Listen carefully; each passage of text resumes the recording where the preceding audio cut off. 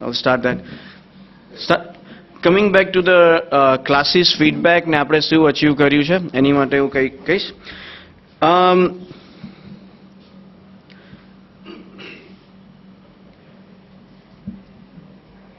Okay, આપણે બધા અહીંયા ડેફિનેટલી પોતાના માઇન્ડમાં ડેફિનેટલી કંઈક લઈને આવ્યા છે.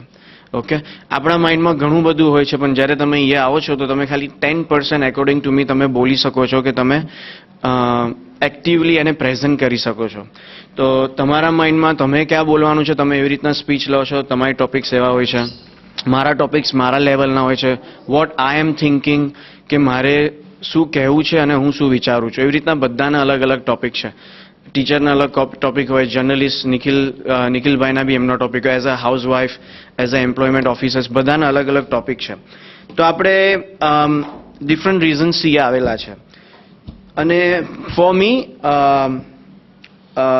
હું એ એટલે છું કે હું મારે પાસ્ટમાં ક્યાંક બોલવાનું થતું હતું, 2-5 લોકોને મળીએ તો આપણે ક્યારેક સંકોચાઈ જઈએ કે રિઝર્વ થઈ જાય કે મારે આ બોલવું જોઈએ નહીં બોલવું જોઈએ.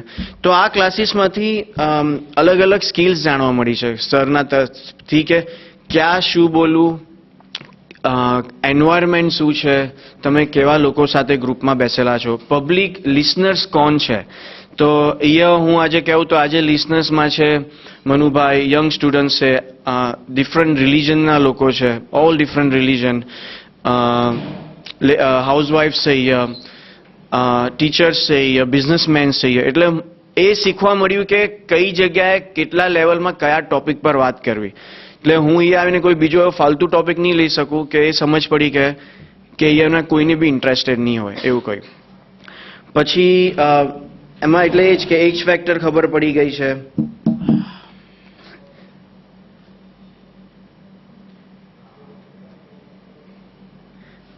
એટલે ડિફરન્ટ એજ અલગ અલગ ટાઈપના જે લોકો છે એવી રીતના બોલવું અને ધ્યાનમાં રાખીને બોલવું એ સમજ પડી છે. બીજું એ શીખવા મળ્યું છે કે આટલી બધી પબ્લિકમાં બેસીએ તો પહેલાં એવો ડર હતો કે પબ્લિક શું વિચારશે, પણ હવે એમ છે કે પબ્લિક બી આપણા જેવી જ છે, આપણે જે વિચારીએ છીએ આપણા જેવું જ વિચારવાવાળા છે અને આપણી માણસો જ છે એટ ધી એન્ડ. એટલે એ શીખવા મળ્યું કે પબ્લિક ડિસ્કશન્સ કેવી રીતના હતા. એવું નથી કે આપણે ખાલી પબ્લિક સ્પીકિંગ જ શીખ્યા છે, આપણે અહીંયા ડિસ્કસ કરતા બી શીખ્યા, ડિબેટ કરતા બી શીખ્યા છે આપણે અહીંયા. Good thing I observe was કે ક્યારેક ઘણા લોકો હાથ ઉપર કરીને પૂછતા શીખ્યા છે. બાકી ઇન જનરલ તમે કોઈ બીજી મિટિંગમાં જશો તો ધડાધડ બધા જ બોલવાનું ચાલુ કરી દે છે.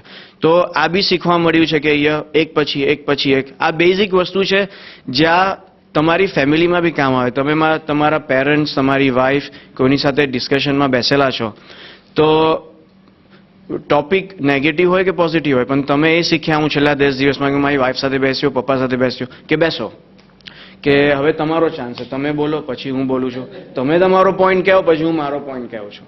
તો એ વસ્તુ ખાસ શીખવા મળી છે. અને પપ્પાએ બી ડેડીએ બી અગ્રી કર્યું કે હા આ વસ્તુ રાઈટ છે. એ ડેડી પણ શીખ્યા મારી પાસેથી. So it's all about public speaking, public discussion, public debating. તમે સામેવાળાને કેટલું સારી રીતના સમજી શકો છો. તો આજે ઇન શોર્ટ હું સામેવાળાને સાંભળતો થઈ ગયો છું. કારણ કે ફોર્સફુલી પહેલાં તો બધા અહીંયા આવે એટલે તમે સાંભળો છો. તો આજે ઘરમાં જઈને મમ્મી કંઈ બોલે, હું જૈનિઝમમાં બહુ નથી માનતો, પણ મમ્મી બોલે છે આજે 10 દિવસથી તો હું સાંભળું છું. પપ્પા બોલે છે તો હું સાંભળું છું, પછી હું એને સાંભળીને થિંક કરું છું, ઇવોલ્વ થાઉં છું ને પછી હું મારો જવાબ આપું છું. બાકી તમે કોઈની સાથે આર્ગ્યુમેન્ટમાં પડેલા હોય તો તમે ધડાધડ બોલવાનું ચાલુ કરી દો છો. So this is what personally I have learnt. That's all. Thank you very much. Thanks everyone.